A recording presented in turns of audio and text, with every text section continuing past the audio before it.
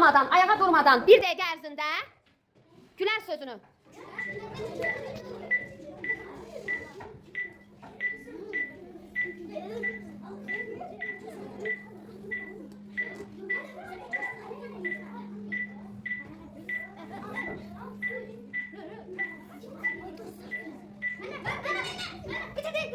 Bütün diyen olmur. Əllə də görürəm eləyənlər var.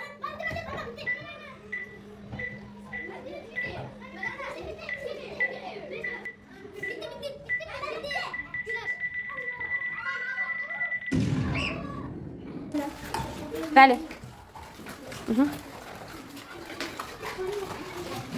Kaç var kızım? Kaçı tek mi?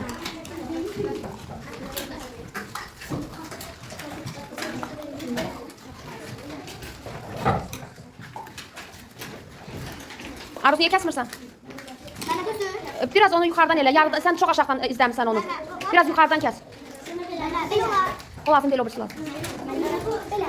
Aha, bəli olar. Sen çok kesmirsən. Keyif elədin onu.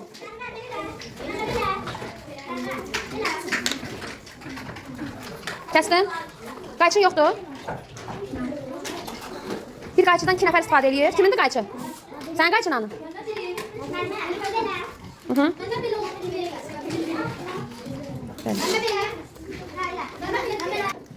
Hamı da hazırdır?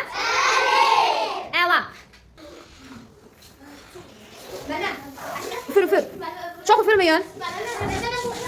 Ve sonra yukarı tutun onu uşaqlar. Yukarı, üzü yukarı. Üzü yukarı. Üzü yukarı tutun. Hamınızı belə tutun. Biraz üfürün, tutun üzü yukarı. Hava şarımızın içinde ne var? Bizim havamız var. Düzdür? Nefesimiz var. İndi isə uşaqlar, xeyir. 1, 2,